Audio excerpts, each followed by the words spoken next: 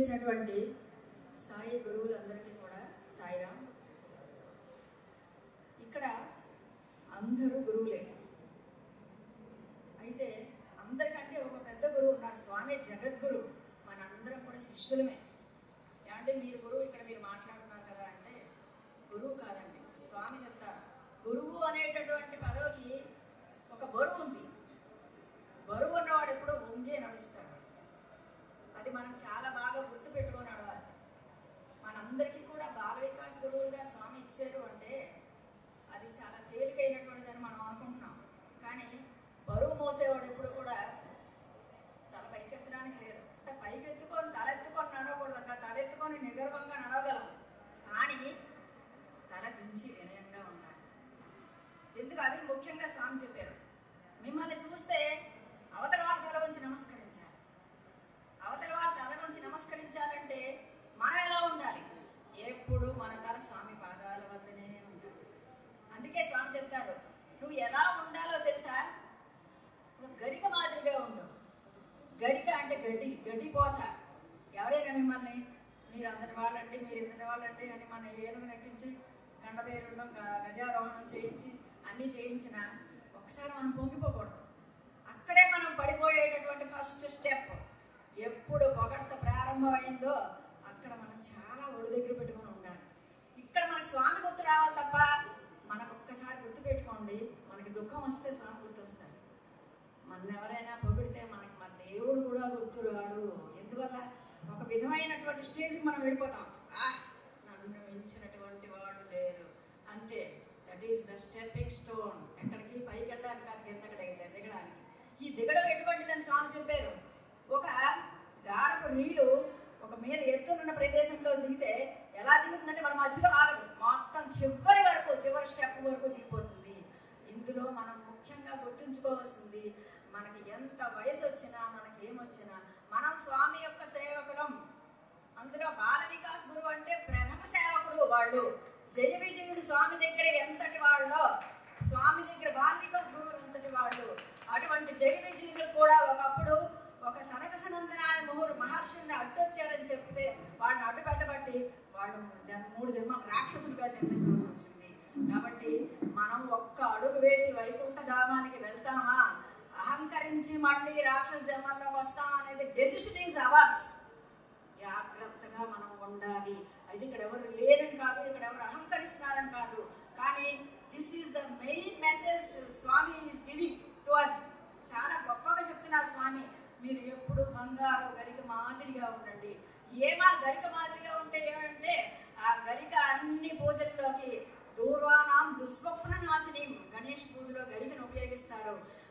గరిక ఆ ఉపయోగించినటువంటి గరికను తనలో పెట్టుకుంటే మనకు ఉండేటటువంటి సకల దోషాలు నశిస్తాయి. మరి అంత గరిక మాదిరిగా మనం ఉండమంటే, ఏనుగు మాదిరిగా ఉంటే ఎలా ఉంటుంది అహంకారం? ఏనుగు మాదిరిగా ఉంటే ఆ ఏనుగు ఏం చేస్తుంది? గజ స్నానం చేస్తుంది. స్వామి అంటారు, మీరు బాల వికాస్ గురువులుగా మిమ్మల్ని నేను నియమిస్తున్నాను అంటే మీరు ఎన్నో జన్మల నుంచి చేసుకున్నటువంటి మహాపుణ్యం వల్ల మాత్రమే ఇందులో ఉన్నారు మీరు. అటువంటి మిమ్మల్ని ఏనుగు నేను ఎక్కిస్తాను, గజారోహణం నేను చేస్తాను, గండపెండియరే నేను ఇస్తాను, కానీ దానికి తగినట్టుగా మీరు ఉండాలి. దానికి ఏం చెయ్యాలి? మనము ముందు గరిక గురించి చెప్పుకుందాం. ఒక గరిక ఏ విధంగా అయితే పెద్ద తుఫాన్ వచ్చింది, వరదలు వస్తుంటే ఎన్నో పెద్ద వటవృక్షాలు వేళ్లతో సహా పడి కొట్టుకుపోతున్నాయట. సముద్రంలోకి వెళ్ళిపోతున్నాయి. నదులన్నీ పట్టుకొచ్చేస్తున్నాయి. ఈ మొక్కలన్నింటినీ, ఈ చెట్లని, పెద్ద వాటిని. సముద్రుడు అడిగేట నదిని, నువ్వు ఇన్నింటిని తీసుకొస్తున్నావు కదా, ఒక గడ్డి పోచను తీసుకురాలైపోతున్నావేమి అన్నమాట. అంటే ఆ నదులు అన్నాయట, క్షమించు సముద్రదేవా, ఒక చిన్న పొరపాటు, మా ఎంత బలం ఉపయోగించినా మిగిలిన చెట్లన్నీ తలెత్తుతున్నాయి కాబట్టి వేళతో సహా లాగుతున్నాము, మేము ప్రవహించేసరికి గడ్డి తల వంచేస్తున్నది, అందువల్ల పీకలేకపోతున్నాం అన్నమాట. ఇది మనం బాల వికాస్ గురువుస్గా మనం నేర్చుకోవాల్సినటువంటి మొట్టమొదటి లెసన్ ఏంటంటే, గరిక మాదిరిగా ఉండు, భగవంతుడికి సమర్పణం అవుతావు నువ్వు. అలాగే స్వామి నిన్ను ఏనుగును ఎక్కిస్తానన్నారు. నిజంగా మన ఏనుగును ఎక్కించి ఏదో అడ్వర్టైజ్మెంట్లో చూపినట్టు గంటపెట్టారు పెడతారంటే అది ఎవరి అనుభూతికి వాళ్ళకే తెలుస్తుంది. ఒకప్పుడు ఏమిటి అంటే నిజంగా 10 మందిలో నిలబడి మాట్లాడడం మేము పెరిగినటువంటి వాతావరణంలో 50 ఏళ్ల క్రితం మేము పెరిగినటువంటి వాతావరణంలో బయటికి మేము వచ్చి మాట్లాడడం అనేది చాలా కష్టం అటువంటి రోజుల్లో. ఈ 40 ఏళ్లపై జీవితంలో కూడా ఎప్పుడూ కూడా నాన్నగారు చాలా భయపడుతూ ఉండేవాడు. 8 మంది సంతానంలో నేను ఆఖరు. ఇది ఎలా బ్రతుకుతుంది, పాపం చాలా నోట్లో నాలుగు లేదు. నిజంగా చెప్పాలంటే చదువుకునే వరకు కూడా అన్ని కాంపిటీషన్స్కి వెళ్ళమనేవాడు. ఎస్ఏ రైటింగ్లో ఫస్ట్, అన్నిట్లో ఫస్ట్. బట్ ఎలక్యూషన్లో మాకు ఎప్పుడు వెళ్ళేదాన్ని కాదు. ఎందుకంటే 10 మంది ముందు నిలబడిసరికి కాడు గడగడ గడగడ వణికిపోయాయి. నాన్నగారు అనేవాడు. మా మిగిలిన అక్కలందరూ కూడా టీచర్లు, స్కూల్లో టీచర్స్ అందరూ కూడా మంచి ఉద్యోగాలు చేస్తున్నారు. నేను డిగ్రీతో ఆపేశాను. నాకు టీచర్ పోస్ట్ చేయాలని చాలా కోరికగా ఉండేది. నాన్నన్నారు, ఇంత ధైర్యం లేకపోతే కష్టం అమ్మా టీచర్ పోస్ట్ చేయడం. 10 మంది పిల్లలకి చెప్పాలంటే ముందు టీచర్ గట్టిగా నిలబడాలి. టీచరే వణికిపోతుంటే పిల్లలకి ఏం చెప్తారో వాళ్ళకి వణికే వస్తుంది కాబట్టి అని. కానీ నాకు బీఈడీ ట్రైనింగ్ అవ్వాలని, టీచర్ అవ్వాలని మహా కోరికగా ఉండేది. అటువంటి సమయంలో పెళ్ళయ్యి ఇక్కడికి వచ్చిన తర్వాత, మన బీఈడీ లేదు, ట్రైనింగ్ లేదు, పెళ్ళయ్యి వచ్చిన తర్వాత అప్పుడు ఈ స్వామి సంస్థల్లోకి మా ఇంటి చుట్టుపక్కల భజనలు అవుతుంటే స్వామి అంటే తెలుసు, కొంచెం తెలుసు, కొంత తెలియదు. కానీ ఏదో ఊసిపోతుంది, ఊరికే ఇంట్లో కూర్చునే బదులని అలా వెళుతూ ఉంటే ఈ స్వామి తన చెయ్యి అందించుకొని ఇందులోకి లాగేరన్నమాట. లాగిన తర్వాత బాల వికాస్ గురువుగా, బాల వికాస్ ఉంటుందని కానీ గురువు పోస్ట్ ఉందని నాకేం తెలియదు.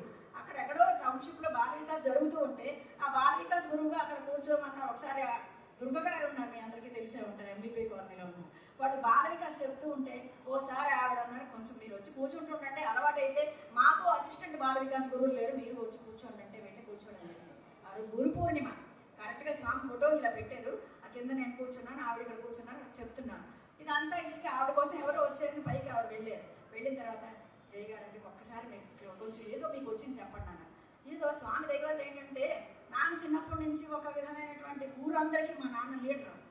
మా నాన్న 70 ఇయర్స్కి యూత్ అందరికీ మా నాన్న యూత్ లీడర్ చెప్పాలంటే. అంటే అందరినీ భగవన్నామ స్మరణతో అన్ని చేయించేవాడు. దీనివల్ల ఏవో శ్లోకాలు చెప్పారు. ఏదో ఒక శ్లోకం చెప్దాం అనుకుని అక్కడ కూర్చొని గురు బ్రహ్మ గురు విష్ణు ఏదో శ్లోకం చెప్తూ దాని అర్థం చెప్పాను.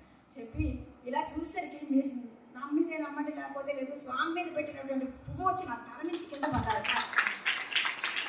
వెంటనే ఆవిడ అన్నారు, ఈ స్వామి బ్లెస్సింగ్స్ ఉన్నాయండి, మీరు త్వరలోనే ఇందులోకి వస్తారన్నారు. ఎందులోకి వస్తానో ఏమో నేను అనుకున్నాను. కానీ ఎందులోకి వచ్చాయేమో తెలుసా, ఎందులోకి వస్తే మళ్ళీ వెనక్కి తిరిగి వెళ్ళలేమో అందులోకి వచ్చి పడతాము. అది స్వామి అంటే, అది స్వామి అంటే. స్వామిని అడిగారట, స్వామి మీరు చేయలేని పని ఏదైనా ఉందా? మనం చేయలేని పని ఏముంది, ఒకసారి ఇందులోకి వచ్చాక బయటికి వెళ్తాం. స్వామిని అడిగారట, మీరు చేయలేని పని ఏదైనా ఉందా? ఉంది బంగారు, ఒక్కసారి నేను నీ భక్తుడిని అన్నటువంటి వాడు తన హృదయంలోకి పెడితే ఆ హృదయం నుంచి బయటికి రాలేకపోతున్నాను బంగారు అన్నమాట. కాబట్టి అది మనం అంతటి ఇదిని మనం సంపాదించుకోవాలి. అందుకు స్వామి మనకి ఏం చేస్తున్నారు, అంత ఏమీ మాట్లాడడం రానిటువంటి వాళ్ళని ఒకప్పుడు ఆ సీతాదేవి కోసం ఒక దర్భ తీసి ఒక కాకాసుడు అనేటటువంటి రాక్షసుడు వస్తే దాన్ని బ్రహ్మాస్త్రంగా ప్రయోగించినటువంటి రామచంద్రుడు అది బ్రహ్మాస్త్రం అయ్యి ఆ కాకి చుట్టూ తిరిగి కాకి ఇంకొక కన్ను తీసేసింది. అంటే దేన్నైనా రాముడికి వెంటనే బాణమే ఉండక్కర్లేదు, తను మంత్రిస్తే ఒక గడ్డిపోచ కూడా బ్రహ్మాస్త్రం అవ్వగలదు. స్వామి సంకల్పిస్తే ఈ గడ్డిపోచలన్నీ బ్రహ్మాండాలు అవ్వ, ఇవన్నీ బ్రహ్మాస్త్రాలు అవ్వ. అదే ఈ బ్రహ్మాస్త్రం. ఈ బ్రహ్మాస్త్రం అంటే అది. అటువంటి నిలబెట్టినటువంటి స్వామి ఏం చెప్తారు, నువ్వు చెప్తాను నీకు గజారోహణం చేయిస్తాను బంగారు, కానీ ఒక్కటి గజం చేసే అన్ని పనుల్లోని ఒక పని మాత్రం నువ్వు చేయకూడదు. గజస్నానం అంటారు.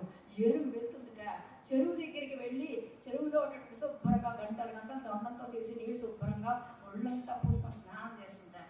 స్నానం అయిన వెంటనే మనకి ఎలా అయితే పౌడర్ వేసుకోవడం అలవాటు, అది కూడా బయటకు వచ్చి పొడిగా ఉన్నటువంటి బొగ్గి బురద అంతా ఒంటికి శుభ్రంగా ఇంచి గాడి లేకుండా రాసుకొని బయటికి వెళ్ళిపోతుంటారు. దానికి అది సెక్యూరిటీ ఏమో, అదొక జంతువుగా. ఈ ఉదాహరణ చెప్పి స్వామి అన్నారు, ఇదంతా నేనే చేసాను అని ఒక చెరువులో దిగి అంతా చేసి నా వల్ల నువ్వు అన్నీ చేస్తూ బయటకు వచ్చి నువ్వేం చేస్తున్నావు, అక్కడ నేనే చేశాను, బయటకు వచ్చి శుభ్రంగా క్లియర్ అయ్యావు, నా సంస్థకు వచ్చావు, నేను శుభ్రంగా మంచి నీరు అనేటువంటి నా యొక్క ఆశీర్వచనం అనే నీటితో నేను శుభ్రంగా కడిగేశాను. నువ్వు బయటకు వచ్చి ఏం చేస్తున్నావు, నేను చేస్తున్నాననే బురద పూసుకున్నావు. కాబట్టి మళ్ళీ గజస్నానం చేస్తూ ఉండాల్సిందే. జన్మకి ఎత్తవలసిందే. ఇలాగా ఎప్పుడు ఎత్తవలసింది, నేను నాది అన్నవాళ్ళు అన్నంత వరకు కూడా ఈ జన్మను ఎత్తుతుండవలసిందే.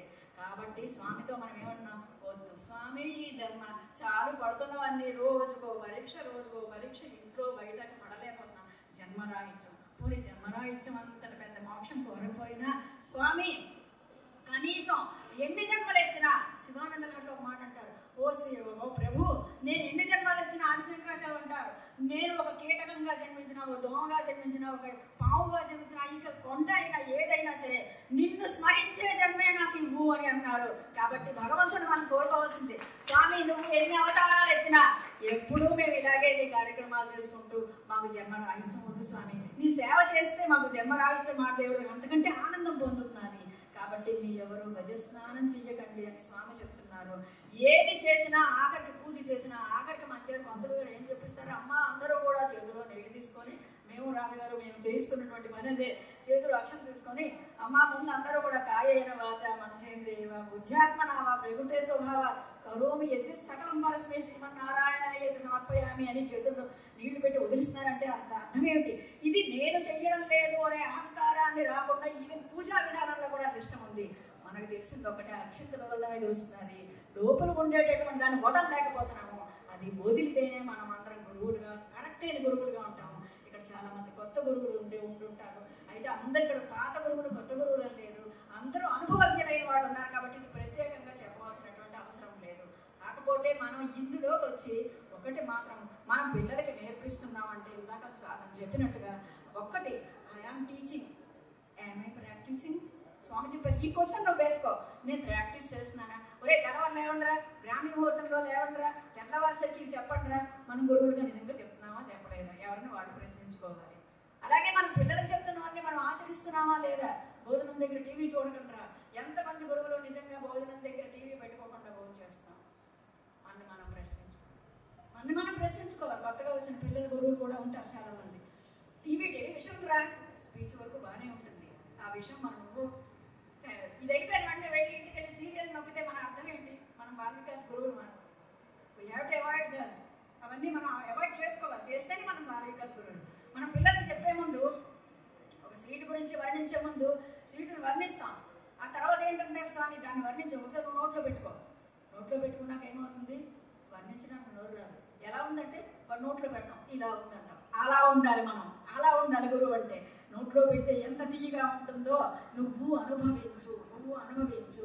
ఎందుకంటే బాల వికాస్ గురువుగా ఇందులోకి వచ్చిన నా ప్రస్థానంలో నేను అప్పుడు ఎలా ఉన్నాను, ఇప్పుడు ఎలా ఉన్నాను, నన్ను నేను ప్రశ్నించుకుంటే స్వామి చెప్పినట్టు మీ అందరూ బంగారు ఐఐటి చేస్తున్నారా?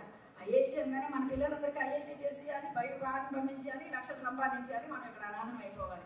ఇవన్నీ చేసుకొని మనం వద్ద పెద్ద ప్రోగ్రామ్ అనమాట, అందులోనే ఉంటున్నాం. మన పిల్లలు పెద్ద చదువుతున్నారు, పాపం మన ఆస్తి అంతటినీ వెచ్చించి వాళ్ళని చదివించి పంపిస్తున్నాం. మా వాడు ఐఐటి అండి, అలానే పెద్ద దాంట్లో సీట్ వచ్చిందండి, ఓకే సీట్ వచ్చింది. స్వామి అంటారు, బాల వికాస్ గురువులుగా మీరందరూ చేయవలసిన ఐఐటి ఒకటి ఉంది.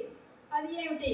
You are giving information. The first I stands for information, the second I stands for implementation. నువ్వు ఇంప్లిమెంట్ చేస్తున్నావా? నువ్వు బాగా చెప్తున్నావు, స్పీచ్లు బాగా ఇస్తున్నావు, ఇంప్లిమెంట్ చేస్తున్నావా? రెండోది.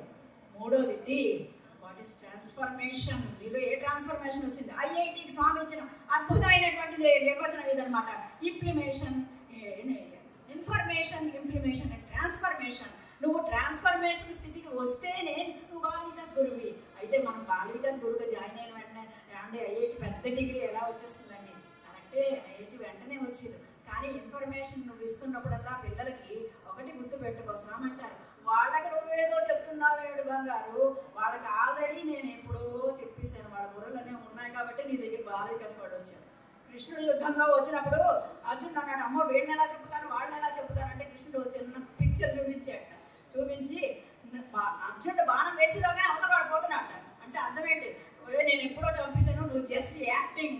సో మనం కూడా ఇందులో బాల వికాస్ లో just we are actors. The director is only Swami. Swami is the director. ఆయన డైరెక్ట్ చేస్తున్నాడు, మనం యాక్ట్ చేస్తున్నాం. అది గుర్తు పెట్టుకుంటే ఈ యాక్షన్స్ అన్నీ తగ్గిపోతాయి. అందుకే అంటారు, నీ విన్యాసాలు తగ్గితే నువ్వు సన్యాసి అవుతావరా. ఈ విన్యాసం తగ్గాలి. ఏంటి?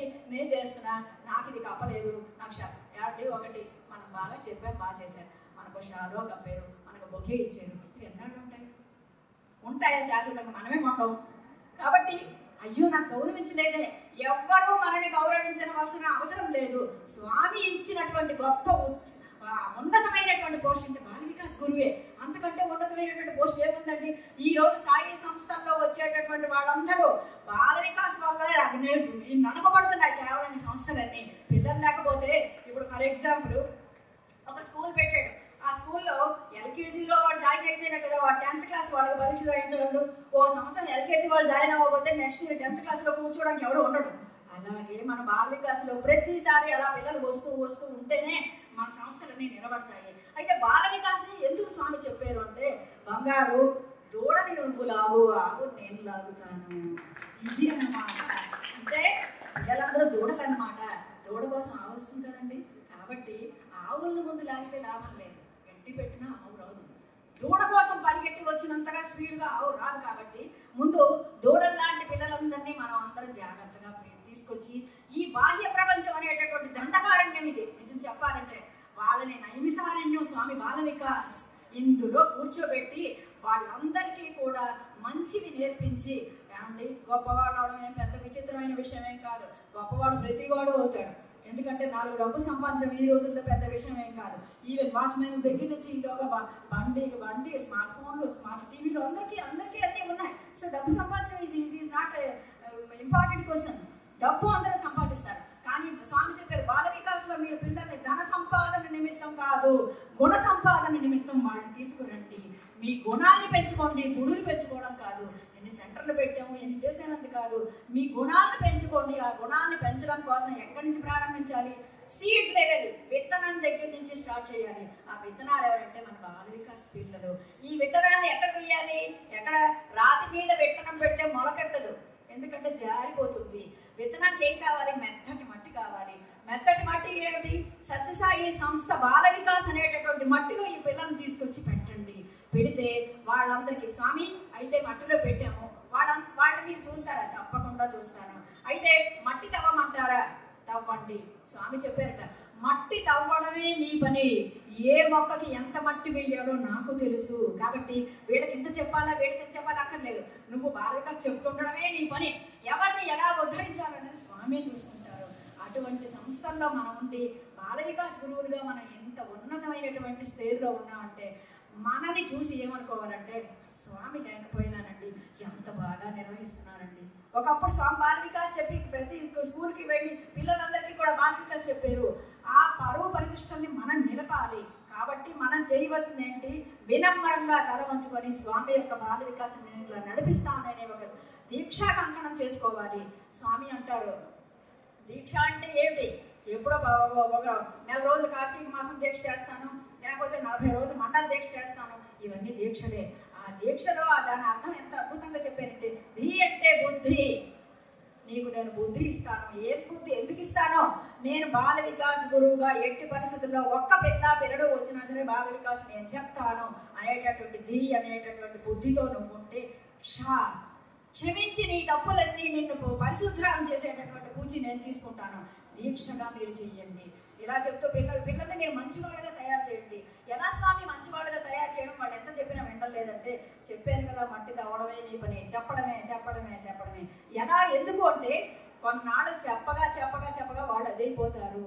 భ్రమర కీటక న్యాయం అని చెప్పేసి ఒక కీటకాన్ని తీసుకొచ్చి, ఒక తుమ్మిద ఆ పురుగును తీసుకొచ్చి ఒక చిన్న గూట్లో మనం చూస్తున్నాం, చెదపడుతుంటాయి, ఇంత మట్టి గూట్లు పెడుతుంటాయి, తీసుకొచ్చి పురుగును పెడుతుంది. అందులో పెట్టి అదేం చేస్తుంది? మన దాని చుట్టూ తిరుగుతూ ఉంటుంది తర్వాత కొంతసేపటికి ఏమవుతుంది? ఆ గూడు మూసేస్తుంది. ఇది ఎప్పుడైతే బయట ఆ పురుగు లోపల ఉంది, దానికి మరో ప్రపంచం లేదు. బయట యొక్క భ్రమరం తాలూకు ఘీంకారం అలా వింటూనే ఉంది. ఆ ఝంకారాన్ని విని కొన్నాళ్ళకి ఆ లోపల ఉన్నటువంటి పురుగు ఆ మట్టి గోడను తవ్వుకొని అది కూడా భ్రమణమై బయటకు వచ్చేస్తుంది. స్వామి చెప్పారు, అందుకే నవవిధ భక్తుల్లో శ్రవణం, ఈ శ్రవణమే మీరు చేయించండి.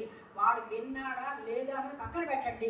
మీరు అలా చెబుతూ ఉంటే వాళ్ళకు కూడా రెక్కలు వస్తాయి, వాళ్ళు కూడా భ్రమరాలై ఎగురుతారు. నూతిలో కప్పల్లా ఉండకండి బాబు, హాయిగా పువ్వుల్లో తేనె తాగే భ్రమరాల్లా ఉండండి అని స్వామి చెప్తున్నారు. కాబట్టి వాడిని కప్పల్లా ఉన్నటువంటి వాళ్ళందరినీ, నూతిలో కప్పల్లా ఉన్న వాళ్ళని బయటి ప్రపంచానికి తీసుకొచ్చి మంచి వాళ్ళుగా తీర్చిదిద్దడం అనేటటువంటి మహా కష్టమైనటువంటి పని స్వామి అప్పచెప్పారు. ఎందుకంత కష్టమైన పని అంటే, స్వామి అన్నారు రాముడు అనేటటువంటి వాడిని ఆదర్శం తీసుకోండి. రావణాసురుడు రాముడు ఇద్దరు తెలివైన వాళ్ళే. రావణాసురుడు కూడా 4 వేదాలు 6 శాస్త్రాలు తెలిసిన మహాపండితుడు. మరి ఎందుకు అలా అయ్యాడంటే ఇంప్లిమెంటేషన్ లేక కేవలం రావణాసుడు ఓన్లీ సముద్ర జలాలు తీసుకొచ్చేయడం, స్నానం చేసేయడం, శివాభిషేకం చేయడమే అనుకున్నాడు. తన యొక్క ఒక్క మంచి గుణాన్ని కూడా వెలుగులోకి తీసుకురాలేకపోయాడు. అందుకే స్వామి చెప్పారు, start early, drive slowly, reach safely. అంటే ఏంటి? నువ్వు ఏదైనా చెయ్యాలి అంటే ముందు చిన్న పసిగా ఉన్నప్పుడే వాడిని తీర్చిదిద్దాలి. ఎలా ఉంటారంటే పిల్లలందరూ పొట్లకాయల మాదిరి ఉంటారు, స్నేక్ గాడ్స్ పొట్లకాయల మాదిరిగా ఉంటారు. ఈ పిల్లలందరికీ పొట్లకాయలు చూడండి, మన చిన్నప్పుడు మాకు తెలుసు. ఇప్పుడు మన పిల్లలకి తోటలు ఏవి లేవు కాబట్టి పొట్లకాయ ఎలా ఉంటుందో తెలియదు. అదే క్రీపర్, దానికి ఒక పందిరి వేస్తారు. ఆ పొట్లకాయలన్నీ పిందిలన్నీ వేలాడుతుంటే ఆ పిండి ఇలా చుట్టుకుపోతూ ఉంటుంది. మాకు తెలుసు, మేము కట్టేవాళ్ళం. మా నాన్నగారు చెప్పేవాడు, అమ్మ ఇంత రాయి తీసుకొచ్చి దానికి తాడు కట్టి పొట్లకాయ చివరిని కట్టాలి. ఎందుకు కట్టించేవాడంటే చూడు నీకే తెలుస్తుందని వాడు. కట్టిన తర్వాత ఆ కొన్నాళ్ళకి మీరు కట్టని పొట్లకాయలన్నీ చుట్టుకుపోయి ఎంత పొట్లకాయలు ఉండేవి. కట్టినవన్నీ కూడా పెద్దగా బారుగా పెరిగేవి. స్వామి అంటారు, బాల వికాస్ అనే రాయిని తీసుకొచ్చి బాల వికాస్ అనే పొట్లకాయ కట్టు బంగారు ఒక్కరు లేకుండా తిన్నగా పెరుగుతారు అని. అటువంటిది మన బాల వికాస్ అనమాట. కాబట్టి వాళ్ళని మనం తీర్చిదిద్ది అలా తీసుకురావాలి. ఇంకా మనం వాడిని ఇలా తీసుకొస్తూ ఉంటే ఏం చేయాలంట, ఒక మంచి ఆలోచన పిల్లలకి మనం ఏం చెప్పాలి, ఒక మంచి ఆలోచన వస్తే కూడా వెంటనే చేసిండ్రా, దానికి ముహూర్తం అక్కర్లేదు. ఇవాళ అమావాస్యకి పని చేయకూడదు అంటే అమావాస్య నాడే మంచి పని చేయన్నట్ట. ఎందువల్లంటే నీకుంటే దోషాలు దొరికిపోతాయి. అదే ఒక చెడ్డ ఆలోచన వచ్చింది, ఈ చెడ్డ పని ఏకాదశి నాడు అంటే ఏకాదశి నాడు చెడ్డ పని ప్రారంభించు, ఎవడైనా కొడతాను. ఆ ఏకాదశి తిథి ప్రభావం వల్ల ఆ చెడ్డ పని మంచి పనిగా మారిపోయి నీకు బుద్ధి పుట్టదు. కాబట్టి తిథివార నక్షత్రాలు చూడడం కాదు, భగవంతుడు తలుచుకొని ఏ పని అయినా ప్రారంభించు, అది సక్సెస్ అవుతుంది అని స్వామి చెప్తూ, రావణాసుడు ఒకసారి అనుకున్నట్ట, నేను ఇంత తపస్సంపత్తి శక్తి సంపన్నుడిని, ఈ సముద్ర జలాలన్నీ ఉప్పుగా ఉన్నాయి కదా, వీటంతటినీ కూడా మంచినీళ్ళుగా మార్చేస్తాను అనుకున్నట్ట. మారుస్తానులే, నా శక్తి ఉంది కదా ఎప్పుడైనా అనుకున్నాడు. ఈలోగా సీతాదేవి దృష్టిలో పడింది. వెంటనే ఏం చేశాడు, ఈ మంచి పని పక్కకు పెట్టి సీతాపహరణం అనేటటువంటి పని తీసుకొచ్చి ఫ్రంట్లో పెట్టుకున్నాడు.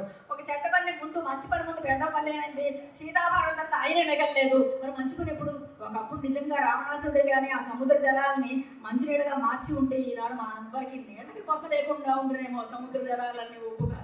కాబట్టి పిల్లలకు మనం చెప్పవలసింది అదే, మంచి అంటే మీరు వెంటనే చేసేయండి.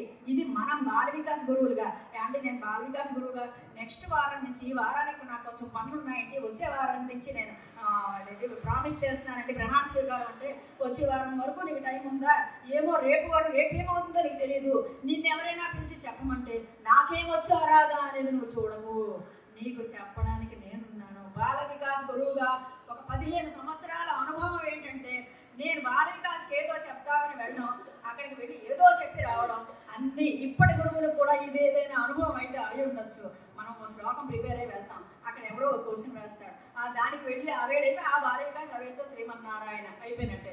కానీ అదంతా ఎవరు చేస్తున్నారు, అయ్యో నేను చెప్పలేకపోయినా అనుకోకూడదు. ఓహో స్వామి ఇది నాతో చెప్పించేవా అనేటటువంటి అర్థం వస్తే మనమే చెప్తాం అనుకోము, చెప్పిస్తున్నది ఆయనే. ఈ మైక్ వచ్చి నేను మాట్లాడుతానంటే ఎంత వెర్రితనం. అందులో కరెంట్ ఉండబట్టి కదా మైక్ నుంచి సౌండ్ వస్తుంది, ఈ మైక్ కూడా అంతే, ఆ కరెంట్ ఉండబట్టి ఈ మైక్ మాట్లాడుతున్నాను. కాబట్టి అది మనం తెలుసుకొని, స్వామి అంటే స్వామే పలికిస్తాడు మన చేత. అయితే ఒకటి, దానికి నువ్వు సర్వస్వ శరణాగతి చెయ్యాలి. చేస్తేనే ఇంకా బాల వికాస్లో మన అందరినీ అట్రాక్ట్ చేసి తీసుకొచ్చాం. బాల వికాస్ పిల్లలకి మనం ఒక్కటి నేర్పించవలసిందంటే, మనం కూడా ఆ విధంగానే ఉండాలి. ఎలా అంటే, నోట్లో నాలుకలా ఉండండిరా అంటారు. అబ్బా వాడి నోట్లో నాలుక లేదండి, ఎంత అమాయకుడో అని అంటాం అనమాట. కాబట్టి ఆ నాలిక ఎలా ఉందో స్వామి అలా ఉండమంటున్నారు. ఎలా ఉంది నాలిక అంటే, 32 రాక్షసుల మధ్యలో ఉంది. మనకు 32 పళ్ళు ఉన్నాయి కదా, బాల వికాస్ పిల్లలకి మనం చెప్తా ఉన్నట్ట, ఒరే మీ నాలిక ఎలా ఉందిరా, రాక్షసులు ఎలా ఉంది, చాలా మెత్తగా ఉంది. మరి ఎక్కడ ఉందిరా, నోట్లో ఉంది, కుహరంలో ఉంది, నోటి కుహరంలో ఉంది. ఎవరి మధ్యలో ఉన్నది, రాక్షసులు లాంటి పళ్ళ మధ్యలో ఉంటున్నది.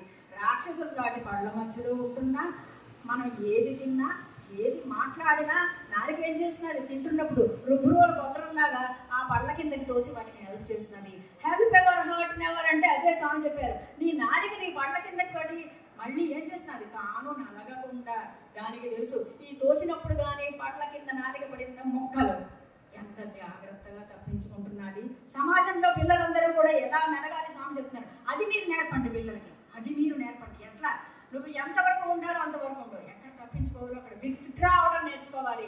నన్ను మించిన వాళ్ళు లేరంటే వృక్షం అయి పడిపోతావు. కాబట్టి అది పిల్లలకి మనం నేర్పించాలి ఆ గైడెన్స్లోని. మరి అలాంటప్పుడు ఓసారి పళ్ళన్నీ కలిపి నాలుగుతో అన్నట, ఏంటి నువ్వు అంత హక్కరిస్తున్నావో, గొప్పదానం అనుకుంటున్నావా, చూస్తే ఎంత ఉన్నావు, ఒక అంగుళం అంత లేవు, మేము 32 మంది ఉన్నాం, మేము 32 తలుచుకున్నాం అంటే నేను ముక్కలు చేసేస్తాను అన్నట్ట.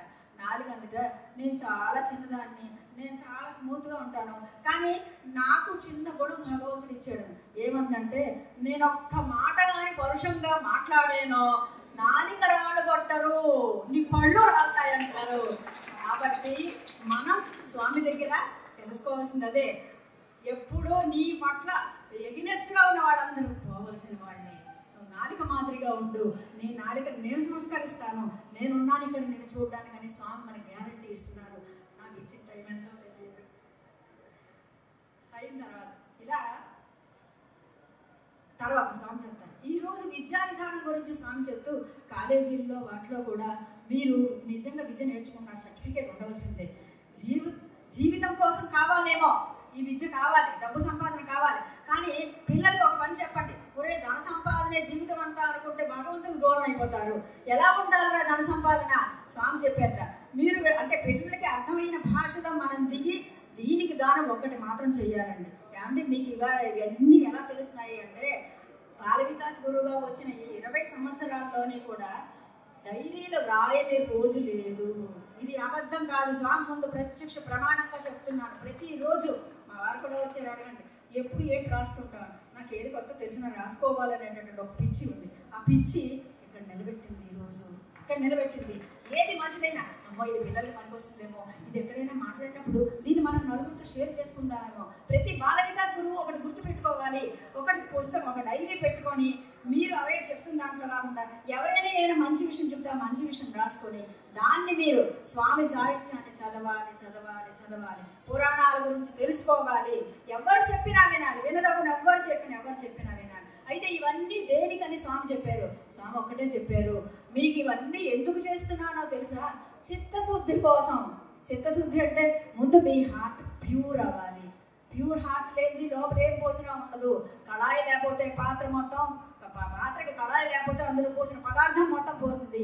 అలాగే చిత్తశుద్ధి కోసమే ఈ బాల వికాస్, చిత్తశుద్ధి కోసమే ఈ సేవలు, చిత్తశుద్ధి కోసమే ఈ సత్సంగాలు, చిత్తశుద్ధి కోసమే ఈ ఉపన్యాసాలను కూడా స్వామి చెప్పారు. మీ ప్యూర్ హార్ట్ మీకు రావడం లేదు, అందుకే స్వామి మనవన్నీ భక్తులారా అని సంబోధించడం లేదు.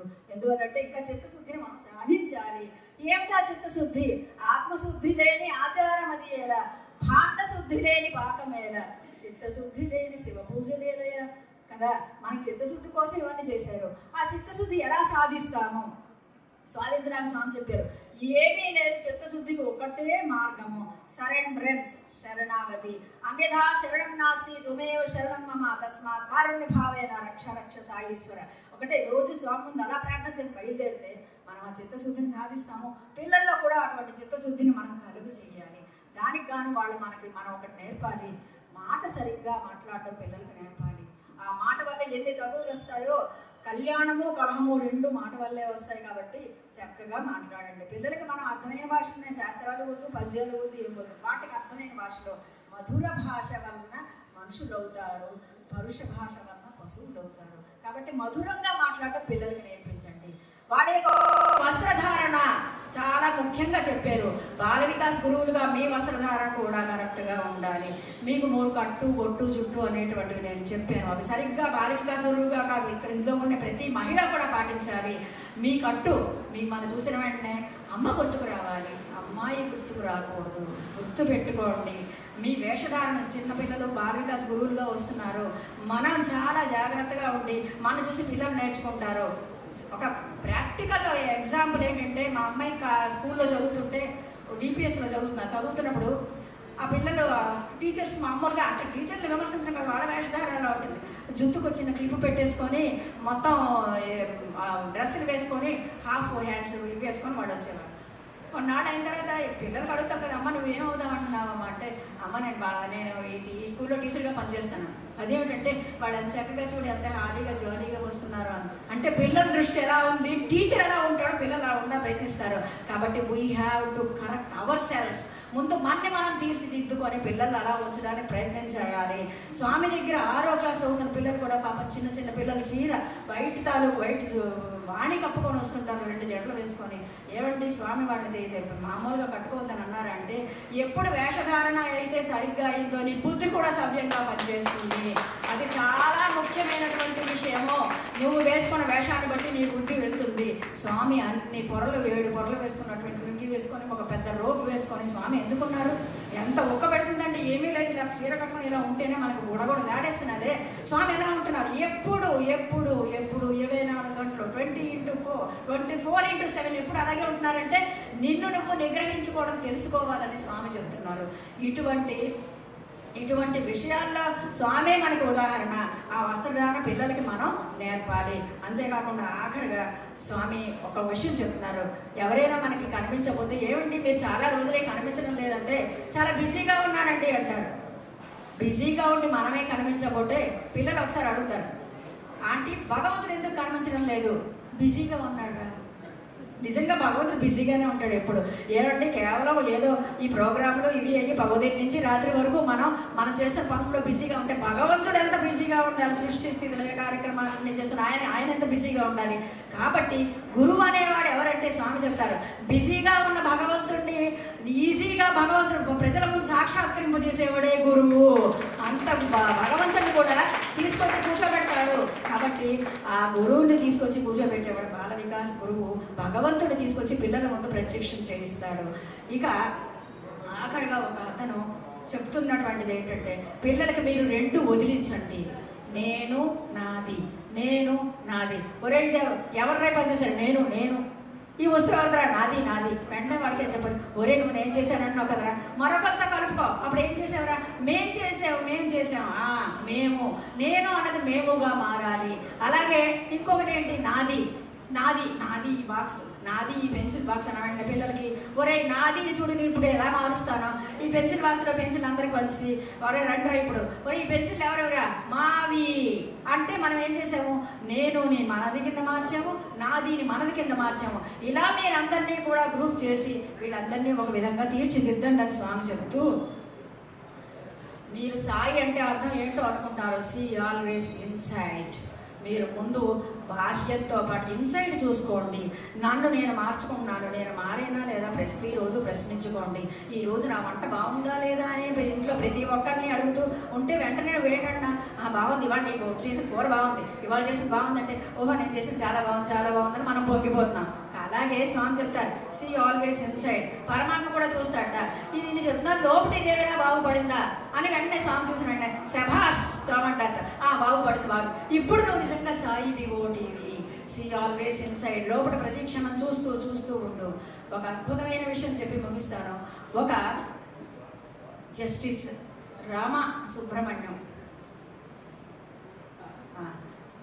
రామసుబ్రహ్మణ్యం అనే అతను 2023 రిటైర్ అవబోతున్నారు. He is the supreme court judge. ఆయన వచ్చినటువంటి ఒక డిక్లరేషన్ వింటే బాల వికాస్ గురించి మనకి ఎంత అద్భుతంగా తెలుస్తుంది. ఆయన ఒక మాట చెప్పేట, ఈరోజు నేను సుప్రీంకోర్టు జడ్జిగా నేను రిటైర్ అవ్వబోతున్నాను.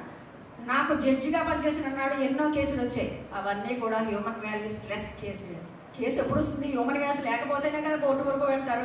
కాబట్టి నేను చిన్నప్పుడు బాల వికాస్ పూర్వ విద్యార్థిని. నాకు రిటైర్ అయిన తర్వాత జడ్జి గారు ఎంత బాగా చేశారండి అని ఎంతో గజమాల తీసుకొచ్చి వేశారు, ఇవన్నీ వేశారు. ఆయన అంతమంది ముందు ఈ బాల వికాస్ స్టూడెంట్గా గ్రూప్ 1, 2, 3 రాసిన సర్టిఫికేట్ చూపించి, this is the most valuable certificate in my life. ఒక 1,00,000 కోట్లు ఆర్జించినటువంటి ఒక జడ్జి ఎలా చెప్పాడంటే మనం చెప్పుకోవడంలో ఏమిందండి, అది మనం తెలుసుకోవాల్సింది. కాబట్టి స్వామి దగ్గర మనందరం కూడా వినయ విధేయతతో ఉండి, ఒక జడ్జి తాను ఎంత విలువిచ్చాడో బాల వికాస్కి, అలాగే మనం కూడా అంతటి స్టేజ్కి వెళ్ళాలని స్వామిని మనస్ఫూర్తిగా కోరుకుంటూ, మనం అందరం కూడా beauty is not వ్యాలిటీ, behaviour is always. ఎప్పుడు కూడా వ్యాలిడిటీ ఉన్నది బిహేవియర్. ఆ బిహేవియర్ మనం వాళ్ళకి నేర్పుతూ మనం నేర్చుకుంటూ, మనం ఎప్పుడు స్వామి చెప్పారు, మనం ఒక్కటే గుర్తుపెట్టుకోవాలి, నేను ఎప్పుడు విద్యార్థినే, నేను ఎప్పుడు విద్యార్థినే, ఇప్పటికి ఎప్పటి వరకు అప్ టు మై లైఫ్, నేను లైఫ్ మొత్తం అంతా కూడా విద్యార్థిగానే ఉండాలి, స్టూడెంట్గానే ఉండాలి. ఉన్నప్పుడే ఎవరికి స్టూడెంట్గా ఉండాలి? స్వామికి మనందరం స్టూడెంట్స్. స్వామి ఏం చెప్పారు?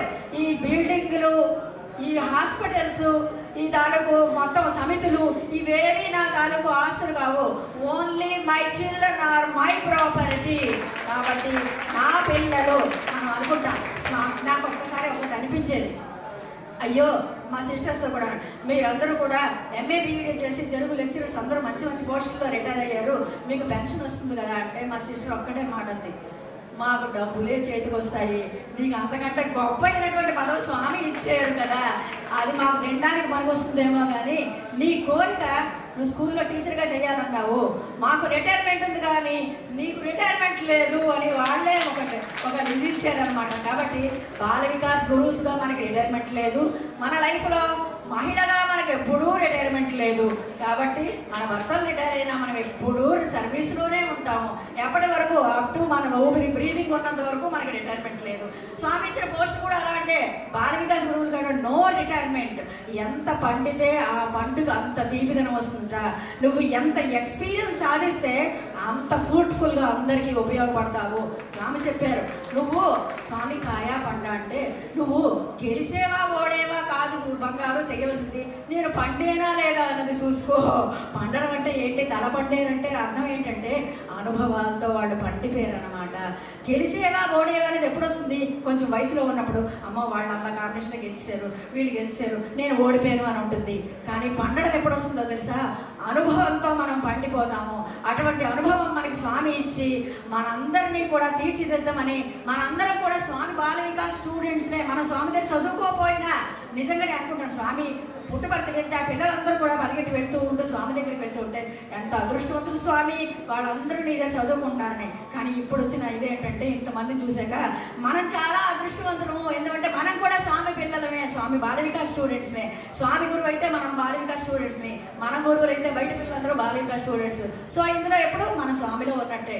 కాబట్టి ఎప్పటికీ స్వామి మనల్ని ఇలాగే కాపాడాలని ప్రార్థిస్తూ, ఏం మాట్లాడానో ఏం మాట్లాడుతున్నానో నాకు తెలియదు, ఇదంతా ఆ సాయి కరెంటు పలికించినటువంటిది. కాబట్టి ఇందులో తప్పులుంటే, నావి ఏదైనా ఒప్పులుంటే అది స్వామిగా సేకరించి జై సాయిరామ్.